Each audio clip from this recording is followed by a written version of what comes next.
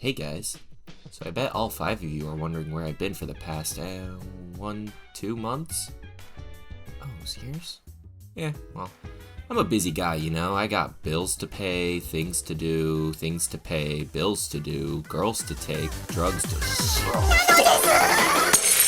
But hey, in this stifling blur of a spiritual journey I've been on between all the cocaine and hookers I was totally doing, or totally wasn't doing depending on who you ask, I went to Anime Expo. Twice.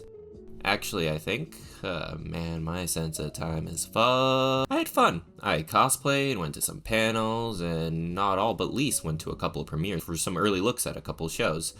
And movies, none of least was Studio Duran and Tatsuki Fujimoto's own Look Back. By the way, sorry guys, no dun first impressions. You can thank poor timing and bad management on that. Anywho.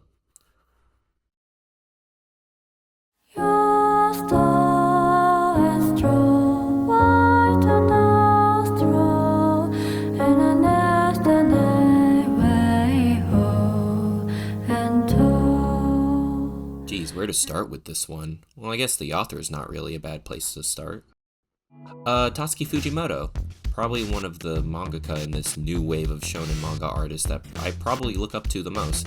His chaotic, eccentric, yet earnest style is something that really resonates with a weirdo like me. I'm not like the other girls. In all seriousness, I've been a fan of this guy since about 2018. Not to get too personal or anything, but I read Fire Punch during a time in my life where I was dealing with an injury that put me in a state of perpetual pain, and I don't know, having an MC persevere through something like that, despite, Agni's situation being way worse than mine, really kind of helped me. Dare I say, Agni's literally me, minus the constant lust for vengeance. I mean, it's there, but unlike him, I feel less guilt. Anyway, since then, I've been reading a whole lot from this guy, from Chainsaw Boy to Nayuta 2 Electric Boogaloo, The Beginning, and now, what you've all been waiting for. Look back. Look back. No, seriously, look back. Look back! The truck's coming! Oh god, she has her AirPods in! Look back! Jesus Christ!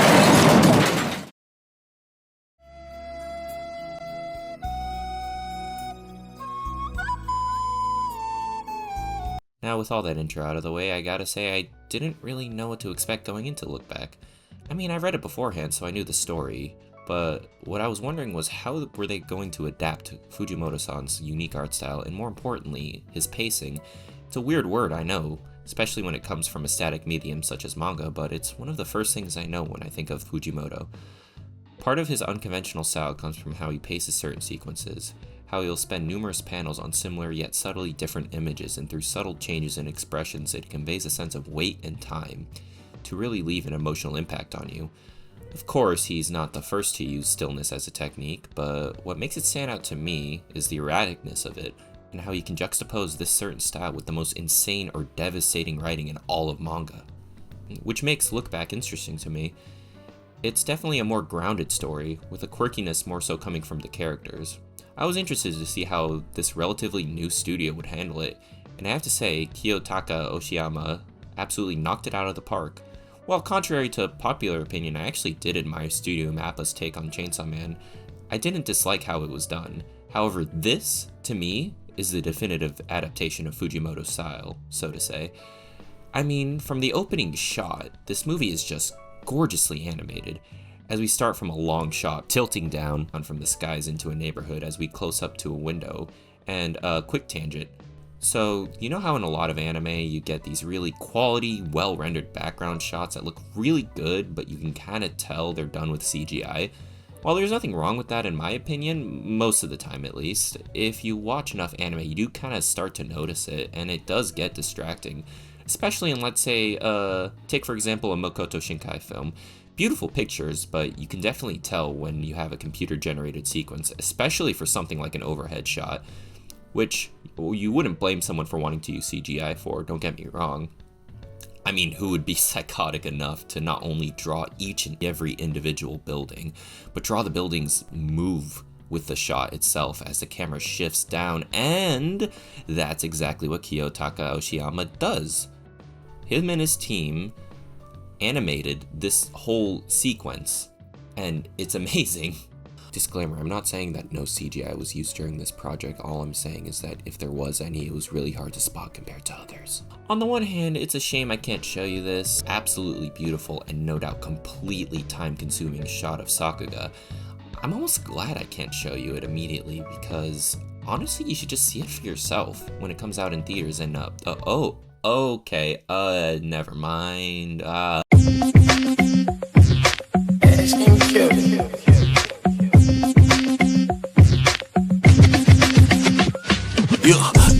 I cannot stress enough how much I love this.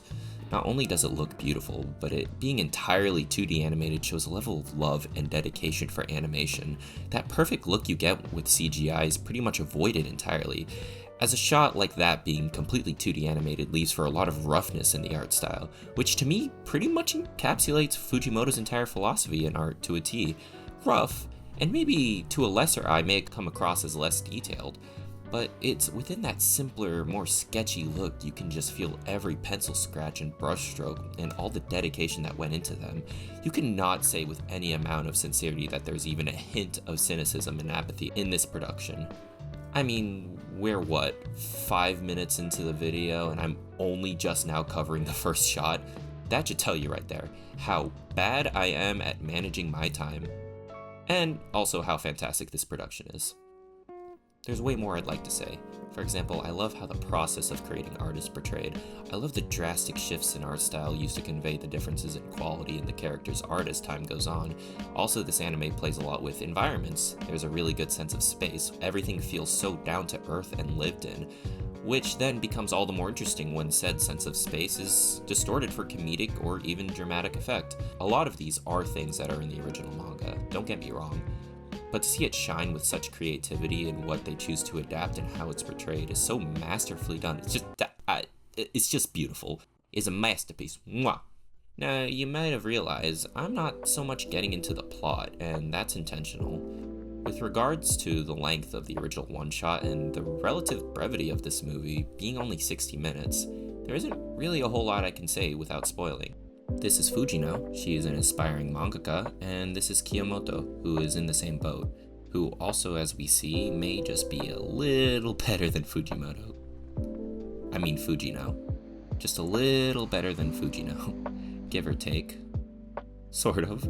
What makes a relationship interesting is that both envy the other for their unique artistic abilities, and it creates this really cute, yet funny dilemma, as for when they both first meet, one is bitter and angry at this person she can't surpass, and the other is just a complete emotional mess after seeing someone she looked up to for so long. They're rivals at first, or at least Fujino sees them as such, but in the end she realizes that they both inspired each other, just in different ways. One with love and compassion, and the other with bitter pettiness. Which, to be fair, isn't even that bad of a motivator. I mean, that's how I get my videos done. And I do want to keep this relatively spoiler-free, and wait till it's officially out to analyze it further. All I'll say is that it's a plot having to do with the struggles of being an artist, how the dedication to your craft can be self-destructive, you know, when you're constantly toiling away while having constant reminders around you about how you're not the best, nor will you ever be, probably. Why even go on when you know that there's others better than you? It's a thought-provoking question that I think a lot of creative types can relate with, and it culminates in an answer that is both extremely cathartic but also brutally depressing. Yeah, it can seem hopeless, the struggle is real, but to create is inspiring. Art can change your life and it can heal you. It can make you a better person, but it can also be dangerous. It has the capacity to negatively influence one for the worse, and even though you can inspire, how do you know that inspiration is entirely for the better? It could just as easily be for something terrible. Even then, is art worth it if it can potentially lead to even more suffering? And man, shit like this is why I love Fujimoto. While he's not perfect by any means, he's willing to tackle subjects like this, shed some light on the darker side of being a creative, and not hold anything back. Which makes the overall positive message this movie is trying to convey all the more impactful, since this emotional weight is properly carried throughout. Now, in terms of negatives, I do have one small but worth noting complaint.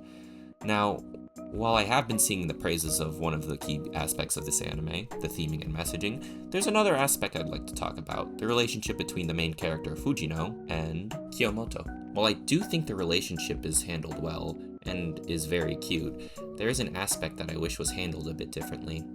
Now, like I said, the anime is about the process of creating manga, and after a certain point, when we see that part of their relationship, we don't spend as much time as I would have liked talking about their struggles together, or the technical aspects of being an artist as much as I wanted. There's several montages throughout the movie, and I would have wanted in at least one of them for them to show their process. Like, how can they come up with certain ideas? Or like them arguing about the paneling of a scene in their action manga, which funnily enough is a loose parody of Chainsaw Man.